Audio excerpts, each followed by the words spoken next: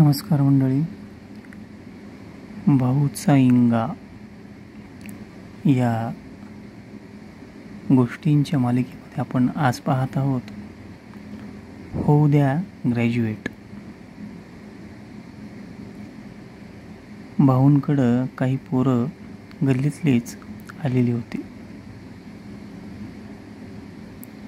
परीक्षा तोंडावर आलेली होती आणि हे सगळे बहादर अगदी बेजार होते. ते कशामुळं? परीक्षेला सामोरं जायचं तरी कसं? म्हणजे परीक्षा केंद्रावर सगळे असलेले अधिकारी मंडळी कॉपी काही करू देणार नव्हती. त्यामुळं ते पोरं सगळेच बहादर बेजार होते. त्यांनी आपली कैफियत भाऊकडे मांडली. भाऊच आता त्या परीक्षा केंद्राच्या प्रमुखाला आपला इंगा दाखवतील याची खात्री त्या पोरांना होती. तसं झालंही. भाऊ म्हणले, अरे बाबांनो, मलाही ग्रॅज्युएट व्हायचं की, मलाही चिंता आहे ना परीक्षेची, घाबरता कशाला? चला आपणच हा प्रश्न सोडू. तुमचा पहिला पेपर कसा गेला? भाऊ, काहीच विचारू नका, लय अवघड गेला. पास व्हायचं लांबच आहे, काहीच खरं नाही. बरं, ए-तिकीटीत लागेल बाबा. हो, ए-तिकीटी लागेल बघा. बरं, आता उद्या तर आणखीन अवघड पेपर आहे. मग चला, आता मी हॉलवर येतो तुमच्या. उद्या मीच येणार. ही वार्ता तिथल्या परीक्षा केंद्रावर कशी पोहोचली कोण जाणे. त्यांच्या हॉलवर आदल्या दिवशी आलेल्या कडक मास्तर बदलून एक मास्तरीण आल्या.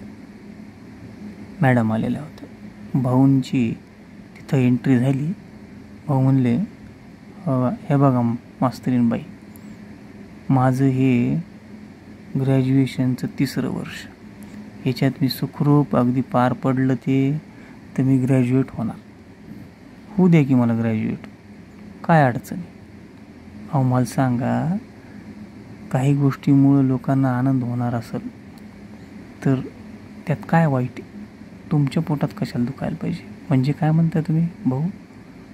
अहो मॅडम, मास्तरीण बाई, तुम्ही लय मोठ्या लय शिकलेल्या. अहो पण मी शिकलो, सवरलो, ग्रॅज्युएट झालो तर आमच्या गल्लीतल्या आजूबाजूच्या लोकांना लय आनंद होणार आहे. बघा, लोकांचा आनंद आहे त्याच्यामध्ये हिरमोड करू नये. बघा, अहो काय मागायलेत पोरं मला सांगा ना तुम्ही? काही नाही. मला सांगा, पुस्तक समोर ठेवलं आणि लिहिली प्रश्नाचे उत्तर, काय चूक आहे हो? त्या पुस्तकातली प्रश्नाची उत्तरं एवढी कुठं लक्षात राहत असतात का? लिहू द्या की थोडंसं. आजूबाजूला जी पोरं परीक्षार्थी ऐकू लागले आणि हसूही लागले.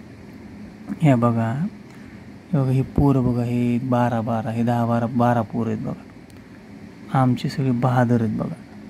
एकापरशी एक. तुमचं कोणतं बी काम बाहेरचं अडूच देणार नाहीत. तुम्ही आमचं अडू दे नका. कशाला उगं सुखाचा जीव दुखात घालता? काय म्हणायचं तुम्हाला भाऊ? अहो म्हणजे बघा, तुमच्या हातून एखादं पुण्याचं काम झालंच, पोरं ग्रॅज्युएट होतील ना मॅडम, मास्तरीण. असं काहून करता? समजून घ्या की जरा. मास्तरीण बाई द्विधा मनस्थितीत अडकलेल्या होत्या. भाऊंच्या अशा वागण्याचा अर्थ तरी काय काढायचा असं म्हणून त्या घाबरून एका कोपऱ्यात बसल्या आणि एकटक बघत राहिल्या. पोरांनो, मास्तरीण बाईंनी ग्रीन सिग्नल दिला बरं का. बघा, मास्तरीण बाई नाराज नको. माझ्या कानावर एक गोष्ट आहे. अहो परदेशात म्हणे ओपन बुक ठेवू, म्हणजे ओपन बुक असते म्हणजे पुस्तकं समोर ठेवून लिहायची असते. मग आपल्याकडे थोडी कॉपी झाली तर झालं काय हो? काय बिघडलं? होतील की पोरं पास. कोणाचं काय चाललंय? उद्या की त्यांना बी आनंद, ह्यांना बी आनंद. मग काय झालं? मॅडमला हसावं का रडावं हेच कळत नव्हतं. कोणत्या भाषेत त्याला नियम सांगावेत त्यांना आणि त्याची अंमलबजावणी करावी हेही कळत नव्हतं. आजूबाजूचा स्टाफही तोही मूग गिळून होता. काय झालं होतं कोण जाणे. पण एक भाऊचा वेगळाच दरारा तिथं त्या परीक्षा केंद्रावर होता. भाऊनी मनाप्रमाणे पुस्तकं काढून ग्रॅज्युएट करून घेतलेलं होतं. हा किस्सा भाऊ आज त्याच्या काही मित्रांना, नवीन मित्रांना सांगू लागला. ह्या गोष्टीला आता 10-12 वर्ष लोटली बघा. पण सांगू तुम्हाला समाधान नाही बरं का. सांगतो, खरंच सांगतो, समाधान नाही. अहो आम्ही त्या बाईला म्हणलो ग्रॅज्युएट होऊ द्या ना. झाली की पोरं माझ्यासोबतची ग्रॅज्युएट.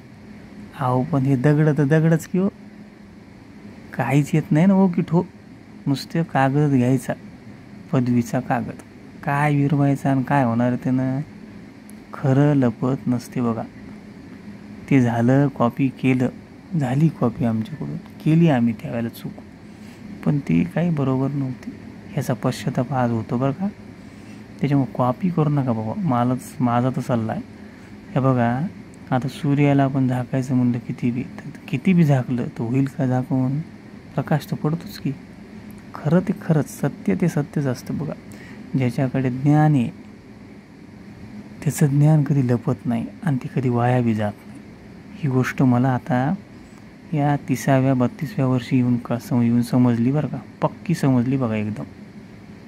तेव्हा चूक केली. आता ग्रॅज्युएट झालो, नंतर मग वाचन वाढवलं बघा. मग आता मात्र लक्षात यायला की हे असं करणं योग्य नव्हतं आपलं. चूक झाली बाबा, झालं गेलं, पार पडलं. पण आता मात्र घरात आणि बाजूबाजूला कॉपी म्हणून आपण कोणाला मदत नाही करत. ते आपल्याला पटतच नाही, मनालाच पटत नाही बघा. त्याच्यामुळं कॉपीपासून 4 हात लांब राहणं हेच आपल्याला पसंत आहे. आणि आपल्याकडं असं कोणी आता आलं ना, पहिले त्याला रट्टा देतो. बाबा रे, अभ्यास करायला काय जीवावर आलं, काय जातं रे आपलं.